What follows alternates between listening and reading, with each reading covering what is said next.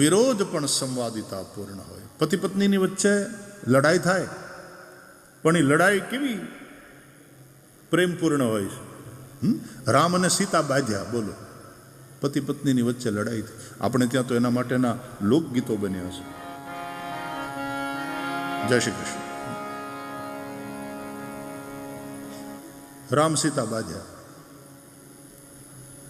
પણ એમાં એ લડાઈ, એ ઝઘડાના ગીતો રચાયા, એની અંદર પણ કેટલા પ્રેમની સંવાદિતા બોલે છે. લવિંગ કેરી લાકડીએ રામે સીતાને માર્યા જો. મરાય? પતિએ મરાય? પત્ની ઉપર હાથ ઉપાડાય? અને હવે અટાણના ટાઈમમાં ઉપાડી તો જોવે, પોલીસ ઉપાડી જાય, ઓલી ફોન કરે તો. સંવાદિતા ખોવાણી. અને આ ગીતમાં છે કે લવિંગ કેરી લાકડીએ રામે સીતાને માર્યા જો, અને ફૂલ કેરે દડુલીએ સીતાએ વેર વાળ્યા જો. હા, પંક્તિઓ જુઓ તમે, કે લવિંગ કેરી લાકડીએ રામે સીતાને માર્યા લાકડીએથી. કઈ લાકડી? લવિંગની. લવિંગ કેવડું, વાત કેવી. લવિંગ કેરી લાકડીએ રામે સીતાને માર્યા જો, અને ફૂલ કેરે દડુલીએ સીતાએ વેર વાળ્યા જો. ફૂલ કેરે દડુલીએ પાણો મારે પત્ની, બોલો. કાપી નાખીને ડ્રમમાં નાખી દે ને ઉપર સિમેન્ટ નાખી દે. આ નારી શક્તિ થોડી, આ તો રાક્ષસી છે. ક્યારેક પુરુષ રાક્ષસ બને છે, ક્યારેક સ્ત્રી રાક્ષસ. આમાં કોઈ સેક્સ ડિસ્ક્રિમિનેશન છે જ નહીં, જેન્ડર ડિસ્ક્રિમિનેશન એમાં છે જ નહીં. સ્ત્રી હોય કે પુરુષ, દરેકની અંદર આસુરી વૃત્તિનો પ્રવેશ થાય. તેથી રામાયણમાં ખાલી રાવણની વાત નથી, એમાં શૂર્પણખાની પણ વાત છે. ભાગવતમાં ખાલી કંસની વાત કે અઘાસુર કે બકાસુરની વાત નથી, પૂતનાની વાત પહેલા આવે છે. એટલે એમાં સ્ત્રી હોય કે પુરુષ, અંદર જ્યારે આસુરી વૃત્તિ પેદા થાય અને પછી જે કામ કરે, જે પછી ઉપદ્રવ કરે, એવાને સમાપ્ત કરવા જ પડે. તો વૈયક્તિક જીવનમાં સંવાદિતા, પારિવારિક જીવનમાં સંવાદિતા, સામાજિક જીવનમાં સંવાદિતા. જ્ઞાતિઓ એટલી લડે. જ્ઞાતિના તો મને તો ઘણા બહેનોને મેં એમ કહેતા સાંભળ્યા છે, જ્યારથી આ જ્ઞાતિના સંસ્થામાં જોડાયા ને ત્યારથી કોઈ દી ધરાઈને ધાન ખાધું નથી નિરાતે. ઘરના જ ધાન ખાવાના, પણ કોઈ દી નિરાતે જમ્યા નથી. આખો દિવસ ઝઘડાની જ વાલતી હોય, ફોનમાં તો એ જ બધા ઝઘડાની ને ઓલાએ આમ કર્યું, આપણે એને પાડી દેવાનો, આનો વિરોધ કરવો. એ હું કામ પણ હખણા રહ્યો ને. મુંબઈની અંદર ગુજરાતી નાટ્યભૂમિની દુનિયામાં એક નાટક ચાલ્યું ઘણા બધા વખત સુધી. આમ તો ઓલું ગીતે નહોતું, જોડે રેજો રાજ. ફિલ્મે આવી હતી એવી, લગભગ ફિલ્મ હતી આ ટાઇટલ ગુજરાતીમાં, જોડે રેજો રાજ. કે ગીત હતું? શું હતું? મને તો કાંઈ બહુ ખબર ન પડે. ગઈકાલે આ લાલો ફિલ્મવાળી આખી બધી ટીમ આવી હતી અહીંયા, તો લાલો અને કૃષ્ણ ભગવાનની વાતો કેટલી સરસ રીતે લોકોએ વધાવી. મને બધી માહિતી એ લોકોએ આપી. તો જોડે રેજો રાજ એવું હતું કંઈ. તો એના આધારે આમ કહેવાનું મન થાય, હખણા રેજો રાજ, હખણા રેજો રાજ. કેવા બાધે, પણ કેવા બાધે. હા, ફરીથી કહું છું, વિરોધ કરવો જોઈએ. જ્યાં ખોટું થતું હોય ત્યાં વિરોધ કરવો જોઈએ, પણ એ વિરોધ દ્વેષયુક્ત ન હોવો જોઈએ. સમાજના ભલા માટે, પરિવારના ભલા માટે, રાષ્ટ્રના ભલા માટે તમે વિરોધ કરો તો એ વિરોધ પણ પ્રેમપૂર્ણ અને હાર્મોનિયસ હોવો જોઈએ, સંવાદિતાપૂર્ણ. તો વૈયક્તિક જીવનમાં સંવાદિતા, પારિવારિક જીવનમાં સંવાદિતા, સામાજિક જીવનમાં સંવાદિતા, રાષ્ટ્રીય જીવનમાં કે રાજનીતિક જીવનમાં એક સંવાદિતા, અને વૈશ્વિક જીવનમાં કેવા વિશ્વના દેશો બાંધે છે અટાણે. આપણને ત્રીજું વિશ્વયુદ્ધ જોતું નથી, પણ આપણને ક્યારેક આમ ભણકારા વાગે ને બીક લાગે કે એ હળગ્યું, એ હળગ્યું, એ હળગ્યું. પહેલું વિશ્વયુદ્ધ જે રીતે શરૂ થયું, શરૂઆત બહુ નાનકડી હોય, અમથી વાતમાંથી આપણને એમ થાય આટલી નાનકડી વાતમાં વિશ્વયુદ્ધ સુધી વાત પહોંચે. સેકન્ડ વર્લ્ડ વોરની હિસ્ટ્રી વાંચો. અત્યારે દુનિયાના દેશો જે રીતે બાખડે છે અંદર અંદર, મનમાં આમ આશંકા રહ્યા કરે, ભગવાન એવું ન કરે, પણ નહીં તો એ હળગ્યું, એ હળગ્યું. થર્ડ વર્લ્ડ વોર તરફ જાણે દુનિયા જતી. અને અર્થશાસ્ત્ર અને આર્થિક નીતિ કેવી થઈ ગઈ દેશોની. કોકનું ઘર હળગે, કોકનું ઘર બળે, એ બધા મરે, અને ત્યાં વિભીષિકા અને વિનાશ સર્જાય તો અમારા શસ્ત્રો વેચાય, તો અમારી વસ્તુઓ વેચાય, અમારો વેપાર હાલે. કોકનું નુકસાની, તમારો નફો. આ વિચારધારા જ્યારે આવશે, આને જ કહેવાય ધર્મની ગ્લાની. યદા યદા હિ ધર્મસ્ય ગ્લાનિર્ભવતિ ભારત. જ્યારે સનાતન હિન્દુ ધર્મ એક જીવન શૈલીનું નામ છે, એક સ્વસ્થ જીવન શૈલી, એક સંવાદિતાપૂર્ણ જીવન શૈલી, તો પ્રકૃતિની સાથે પણ કેવી રીતે સંવાદિતા સાધવી. એટલે આપણે નદીઓની પૂજા કરીએ છીએ, આપણે પર્વતોની પૂજા કરીએ છીએ, આપણે વૃક્ષોની પૂજા કરીએ છીએ. પૂજા તો કરીએ છીએ, પણ એનો અંદરનો જે આત્મા છે ને એ મરી ગયો અટાણે. આમ આપણે નદીઓની પૂજા કરીએ, આમ આપણે જમનાજીને ચૂંદડી મનોરથ કરીએ, પણ જમનાજીની અંદર અત્યારે જે ગંદકી ઠલવાય છે, મોટી મોટી ફેક્ટરીઓ પોતાની બધી જ ગંદકી સમીપવર્તી નદીમાં વહાવે, આ હાર્મની તૂટે છે. ત્યારે ક્યાંક ને ક્યાંક આપણે ભલે ફેક્ટરીમાં હનુમાનજીનું મંદિર રાખ્યું હોય કે રાધા કૃષ્ણનું મંદિર રાખ્યું હોય, પણ આપણે કરીએ છીએ અધર્મ, બેઈમાની, ભેળસેળ.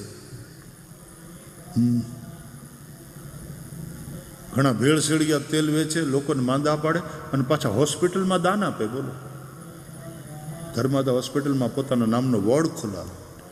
એ પહેલાં ભેળસેળ બંધ કર, લોકોને મારવાનું બંધ કર, માંદા પાડવાનું બંધ કર. ક્યાં દંભ મજબૂત હોતા જા રહા. પાણી હાથ ગણે ગાળીને પીવે અને લોહી ઉભે ગળે પીવે, ગરીબોનું લોહી ઉભે ગળે પીવે. ઘણા એટલા બધા ધાર્મિકો લહણ કાંદા ન ખાય, પણ લાંચ ખાય, જાણે સાત્વિક આહાર હોય એમ. દંભ હૈ. એટલે ધર્મ શબ્દ આપણે ત્યાં બહુ વિશાળ અર્થમાં છે. ધર્મ શબ્દનો એક અર્થ કર્તવ્ય એવો પણ થાય છે. કર્તવ્ય, મારું કર્તવ્ય મારા પરિવાર પ્રત્યે, મારું કર્તવ્ય મારા સમાજ પ્રત્યે, મારું કર્તવ્ય મારા રાષ્ટ્ર પ્રત્યે, મારું કર્તવ્ય માનવતા પ્રત્યે, મારું કર્તવ્ય પ્રકૃતિ માતા પ્રત્યે. કર્તવ્ય કર્તવ્ય આ કર્તવ્યનું પાલન, એનું નામ ધર્મ. અને કર્તવ્યનું પાલન તો ન કરે, ઉલટાનું નુકસાન કરે, કૃતજ્ઞ ન બને, બડા પાપ હૈ. આ કૃતજ્ઞતા બહુ મોટું પાપ છે.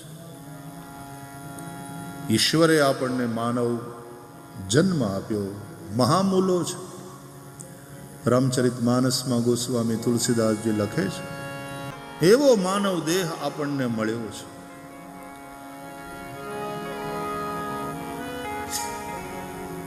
એ માનવ દેહનો ઉદ્દેશ્ય વિષય ભોગ નથી. એહી તન કર ભલ વિષય ન ભાઈ, સ્વર્ગ સ્વલ્પ અંત દુઃખદાયી.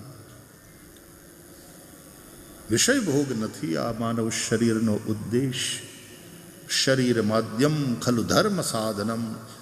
શરીર એટલા માટે મળ્યું છે કે આપણે ધર્મ, આ સાધન છે, ધર્માચરણ માટેનું સાધન છે. અને ફરીથી ધર્મ એટલે માત્ર ઉપાસના પદ્ધતિ નહીં, ધર્મ એટલે કર્તવ્ય, ધર્મ એટલે સ્વસ્થ જીવનશૈલી. અને એવા એ શરીરથી હાર્મની તૂટે એવું કંઈક કરવું, એવા એ શરીરથી કૃતજ્ઞતા કરવી પાપ છે. કૃતજ્ઞ બનો. ગઈકાલે આપણે ગીતા જયંતિ ઉજવી, ચર્ચા આપણે કરી. વૈશ્વિક ગ્રંથ છે, ભગવદ્ ગીતાનો જ શ્લોક છે. આપણે સૌ ગાઈએ, ચાલો એકવાર. બધાને ગીતા તો કંઠસ્થ નહીં હોય તો હૃદયસ્થ તો છે જ. ગાઈશું, સૌ ગાઓ. સહયજ્ઞ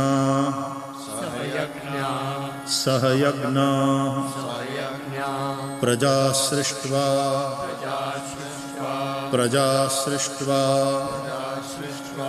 પુરોવાચ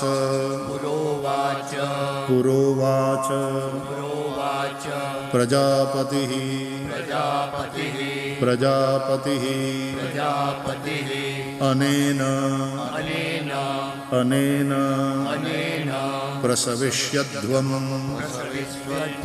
પ્રસવિષ્યદ્વમ એષવો સ્ત્વિષ્ટકામધુક. કહે છે પ્રજાપતિએ, બ્રહ્માજીએ આ સૃષ્ટિની રચના કરી. સહયજ્ઞ પ્રજા સૃષ્ટવા, સૃષ્ટિની રચના કરી, પ્રજાની રચના કરી, યજ્ઞ સમેત. સહયજ્ઞ, યજ્ઞ સમેત પ્રજાને ઉત્પન્ન કરી પ્રજાપતિ બ્રહ્માએ, જે આ સૃષ્ટિના સ્રષ્ટા છે, ક્રિએટર. અને પછી પ્રજાને કહ્યું કે અનેન પ્રસવિષ્યધ્વમ એષવો સ્ત્વિષ્ટકામધુક. આ યજ્ઞ દ્વારા તમે યજન કરો. તમારું જીવન યજનમય હોવું જોઈએ. યજ્ઞેન યજ્ઞમય જંત દેવાસ્તાની ધર્માણી પ્રથમાન્યાસન્ન. તમારું જીવન યજનમય હોવું જોઈએ. યજન કરો, યજન કરો. આખું જીવન યજ્ઞમય હોય. તમારું પ્રત્યેક કર્મ યજ્ઞની ઊંચાઈને આંબે. યજ્ઞ ભાવથી કરેલા કર્મ છે એ મનુષ્યને બાંધતા નથી, મનુષ્યની ઉન્નતિ કરે. યજ્ઞ ભાવથી જે કર્મ નહીં થયું હોય એ બાંધશે. યજ્ઞાર્થાત કર્મણોન્યત્ર લોકોયમ કર્મબંધન. ભગવદ્ ગીતામાં ભગવાન સમજાવે છે. તો યજ્ઞ કરો. આ યજ્ઞ એટલે શું? ભગવાન કહે છે યજ્ઞ કરશો ને તો એષવો સ્ત્વિષ્ટકામધુક. આ યજ્ઞ તમારા માટે કામધેનુનું કામ કરશે. જેમ કામધેનુની પાસે તમે જે કામના કરો એ બધું જ તમને મળે, એમાં યજ્ઞ કામધેનુ સાબિત થશે. તમે યજ્ઞ કરો, તમે યજ્ઞમય જીવન જીવો, તમારી બધી જ કામનાઓ પૂરી થશે. આ યજ્ઞ એટલે શું? કૃતજ્ઞતા પૂર્ણ જીવન શૈલી. વાયુદેવની કૃપાથી મારા શ્વાસ ચાલે છે. प्राणवायु को मैं फेफड़ों में भरता हूं, मेरा जीवन चलता है. वायुदेव की कृपा है. ये वरुण देव जल बरसाते हैं, मैं पानी पीता हूं. ये वर्षा ही मेरे खेतों को सींचती है, तब ये धरती धन धान्य प्रदान करती है. इसलिए मैं वरुण देव का आभारी हूं, मैं कृतज्ञ हूं. मैं अग्निदेव और मैं सूर्य देव का आभारी हूं, क्योंकि सूर्य देव की कृपा से जीवन चलता है. सूर्य विश्व की आत्मा है. यदि सूर्य न रहेगा, जीव सृष्टि ही न रहेगी पृथ्वी पर. आ चंद्रमा छे, एने कारणे ज धन धान्यमां पोषणनी शक्ति आवे छे. सूर्यना प्रकाशमां एनो विकास थाय छे અને ચંદ્રમાને કારણે એની અંદર પોષણની શક્તિ, ન્યુટ્રિશનલ વેલ્યુ એ ચંદ્રમાને કારણે આવે છે. એટલા માટે આપણે ત્યાં ધર્મમાં ચંદ્રમાને બધી વનસ્પતિ અને ઔષધિઓના એના દેવ કયા છે. ચંદ્રમા દેવ છે, એની કૃપાથી મારું જીવન ચાલે છે. અગ્નિ દેવ છે, સૂર્ય દેવ છે, વરુણ દેવ છે, અને આ બધા દેવોના કૃપાથી મારું જીવન ચાલે છે. તો મારે એ દેવોને દેવું જોઈએ, માત્ર એની પાસેથી લેવાય જ નહીં. देते ही देते रहते हैं वे, इसलिए वो देवता है. लेकिन जो लेते ही लेते रहते हैं वो लेवता है. और जिससे लेते हैं उसको थैंक यू भी नहीं बोलते, उसके प्रति कृतज्ञता का भाव ही नहीं है. केवल खाओ पियो मजा करो, केवल अपने ही स्वार्थ में, यही असुर है. गई काले आपने જોયું હતું કે અસુર એટલે ભૌતિકવાદી વિચારધારા અને જેની જીવન શૈલી છે, એ લોકો શોષણ કરવા ઉપર જ ધ્યાન આપતા હોય. કેમ લઈ લેવું, કેમ લઈ લેવું, ધરતી પાસેથી કેમ લઈ લેવું. કોલસા કાઢી લ્યો, ઓઇલ કાઢી લ્યો, સોનું કાઢી લ્યો, ચાંદી કાઢી લ્યો, તાંબુ કાઢી લ્યો, લઈ લેવું. ધરતીને પણ ગાય, ગોનો એક અર્થ થાય ધરતી, પૃથ્વી. ગો એટલે ગાય, ગો એટલે પૃથ્વી. એમ જેમ ગાયોનું શોષણ, એમ પૃથ્વીનું શોષણ કરવા ઉપર આપણે ઉતર્યા છીએ. આ ભોગવાદી વિચારધારા આખા વિશ્વને નુકસાન કરશે. ત્યારે આ વ્યાસપીઠો સતત સમાજને જગાડે છે. જાગો જાગો, અભી ભી સંભલ જાઓ, अभी भी संभल जाओ, अभी भी वक्त है. किस प्रकार की पृथ्वी तुम आने वाली पीढ़ी को दे करके जाने वाले हो. आने वाली पीढ़ी के लिए पृथ्वी जीने लायक रहेगी भी कि नहीं. तुम्हारी ये भोगवादी विचारधारा, ये कृतघ्नता तुम्हारी, ये राक्षसी वृत्ति, ये आसुरी वृत्ति तुम्हें भी विनाश की ओर ले जाएगी. समाज का, प्रकृति का, विश्व का बहुत बड़ा नुकसान करती. અને એટલા માટે સતત વ્યાસપીઠો એક સંદેશ આપ્યા કરે છે.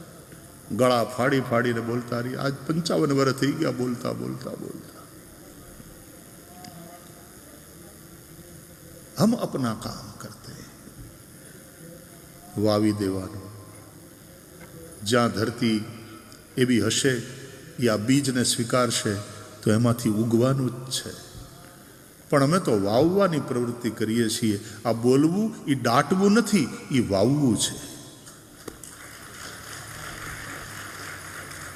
ક્યાંક તો ઉગશે, ક્યાંક તો ઉગશે, ક્યાંક કોઈક જગ્યાએ તો આ બીજ અંકુરિત થશે.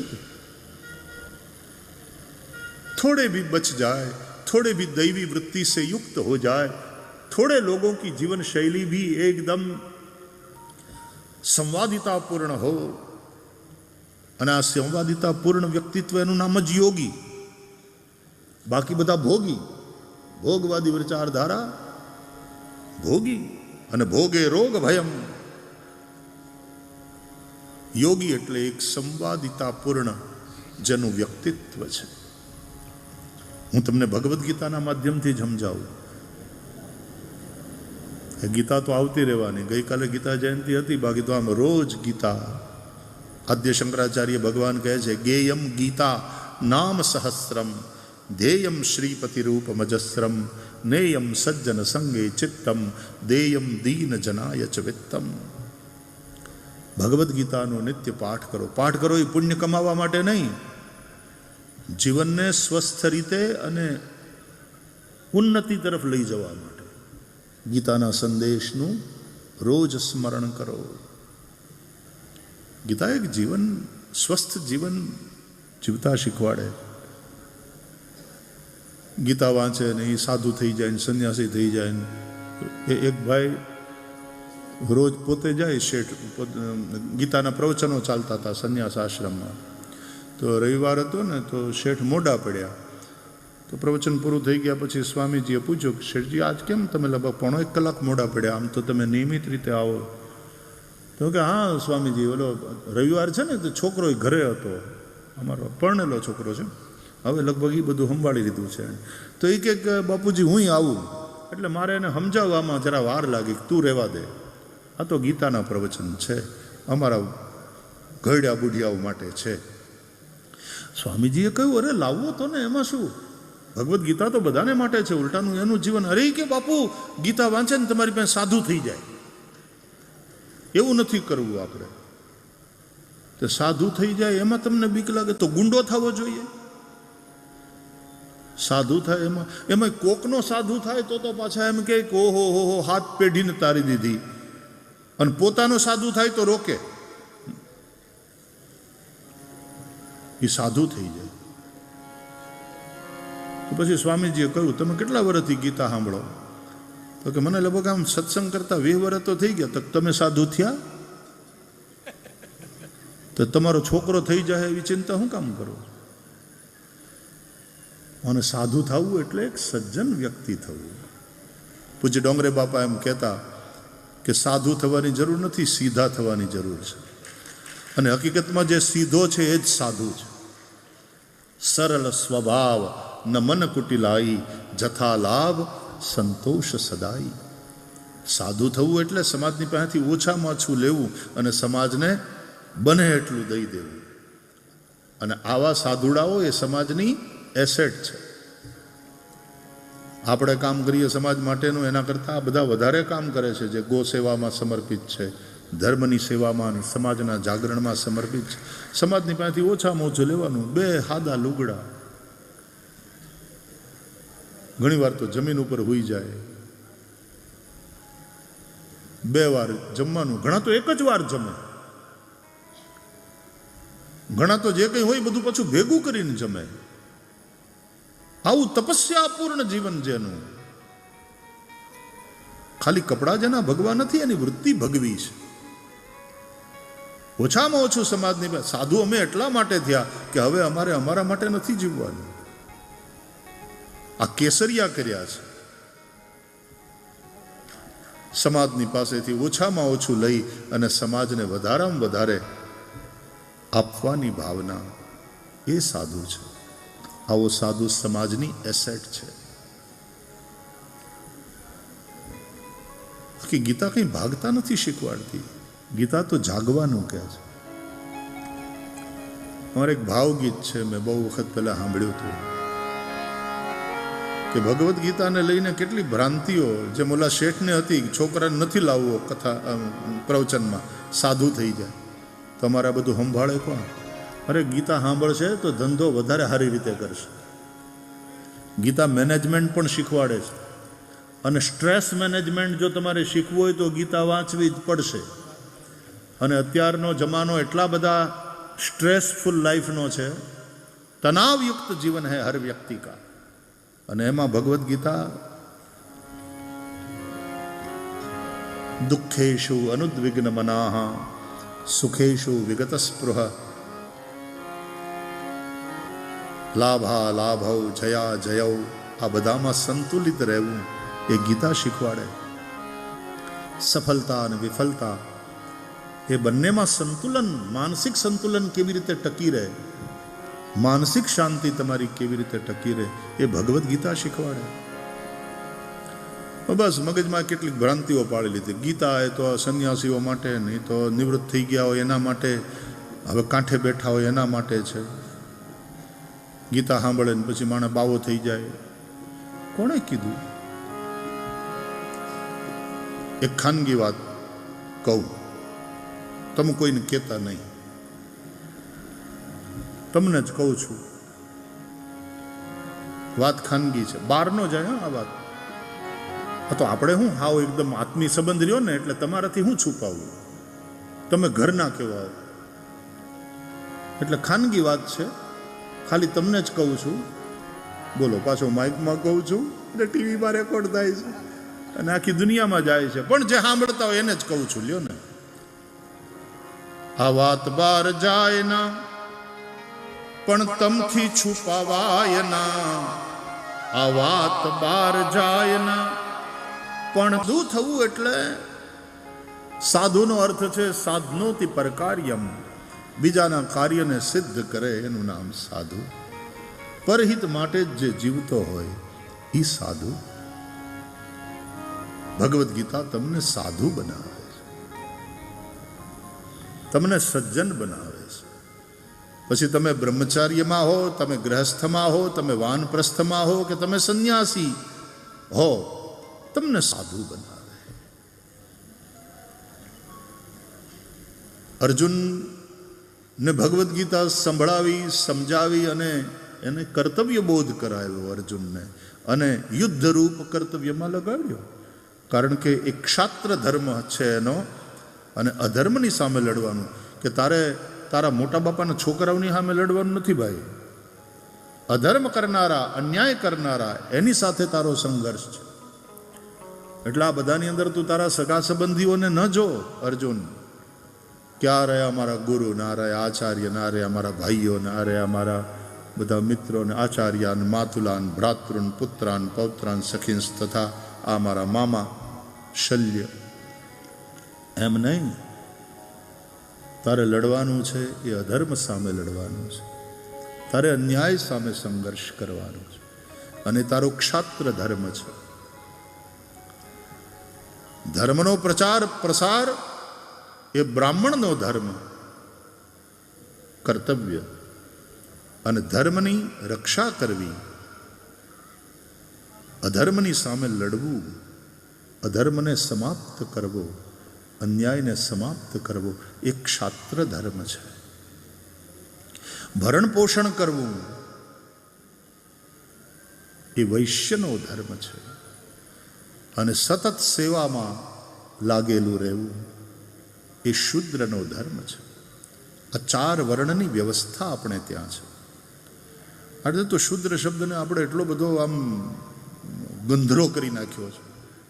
કોઈને શુદ્ર કેવો એટલે ગાળ બની ગઈ છે, એવું નથી. બીજા બધાને માટે જે ચિંતા કરે એ શુદ્ર છે, બીજા બધા વર્ગોની ચિંતા કરે.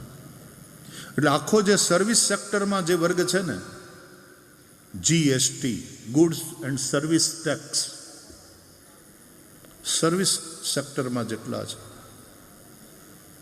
એ સતત એમાં લાગેલા છે.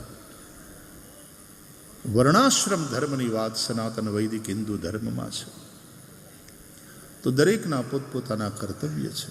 અર્જુનને એનું કર્તવ્ય ભગવાને બતાવ્યું અને એને યુદ્ધરૂપ કર્તવ્ય કર્મમાં લગાડ્યો છે. કરીશ્યે વચનં તવ કહીને અર્જુને જે ગાંડીવ છોડી દીધું હતું એ ગાંડીવ પાછું હાથમાં લીધું. ક્ષાત્ર ધર્મ છે.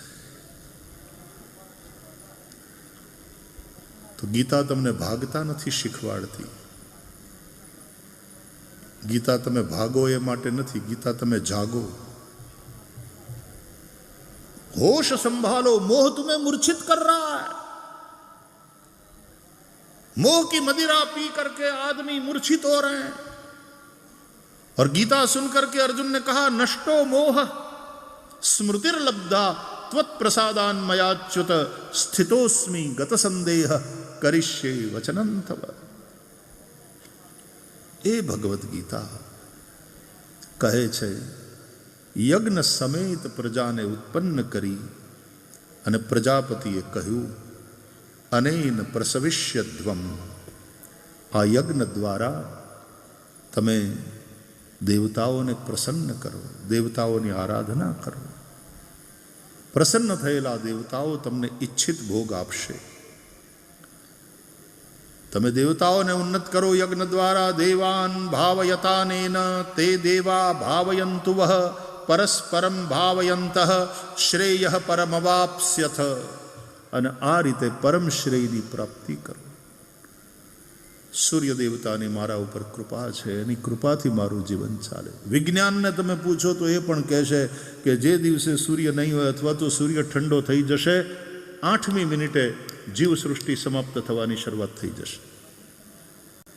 કારણ કે 8 મિનિટ ને થોડી સેકન્ડ્સ સૂર્યના કિરણને ત્યાંથી પૃથ્વી સુધી પહોંચતા લાગે છે. જુગ સહસ્ર જો જનભર ભાનું. એટલા માટે આપણા વૈદિક વાંગ્મયમાં સૂર્યને વિશ્વનો આત્મા કહેવામાં આવ્યો. सूर्य आत्मा जगतस्तस्थुखश्च। तो सूर्य है इसलिए जीवन है, सूर्य देव है। सूर्य को हम हिंदू धर्म वाले आदिदेव कहते हैं। आदिदेव नमस्तुभ्यम प्रसीद मम भास्कर, दिवाकर नमस्तुभ्यम प्रभाकर नमोस्तुते। तो सूर्य देव है, चंद्र देव है। पाछा घणा समझे नहीं एम के तमारामां तो मल्टी गॉड्स छे ने, देर आर 33 करोड़ देवता ने, आ बधुं खोटुं छे, एक ज होवो जोईए। पछी अंग्रेजीमां घणा बधाने डेमी गॉड्स कहे छे, नवग्रहो, इंद्र, वरुण, डेमी गॉड्स। अरे तमारा वैदिक वांग्मय ने तो वाँचो, एम कहे छे एकम ब्रह्म द्वितीयम नास्ति, द्वितीयो नास्ति, एकम ब्रह्म। ब्रह्म एक ही है, एकम एव अद्वितीयम ब्रह्म। अने एज ब्रह्म જ્યારે એકમાંથી અનેક બને છે, સો અકામયત એકોહમ બહુશ્યામી બહુશ્યામ પ્રજાયેય, આ વૈદિક સાહિત્ય કહે છે। અને એ જ એક પરબ્રહ્મ જ્યારે પોતાની જાતને અનેક રૂપે પ્રગટ કરે છે, ત્યારે એમાં આ જે તત્વો જે દેવાવાળા છે એનું નામ દેવ, અને દઈ દઈને પ્રકાશે છે। દિવ્યતિ ઇતિ દેવ, સૂર્ય આપે છે, અને આપે છે પાછા મૂંગા મૂંગા આપે, ઢંઢેરા નથી પીડતા। કોઈની પાસે સૂર્યનારાયણે રસીદ માંગી? સૂર્યનારાયણ સામે ચાલીને એમ કીધું કે એલા એ તમારા માટે તો હું હળગી જાઉં છું, સવારના વહેલા ઉઠીને પગે તો લાગો, પગે તો લાગો, લોટો પાણી તો ચડાવો, નમક હરામો, લોટો પાણી તો ચડાવો, પગે તો લાગો, પ્રણામ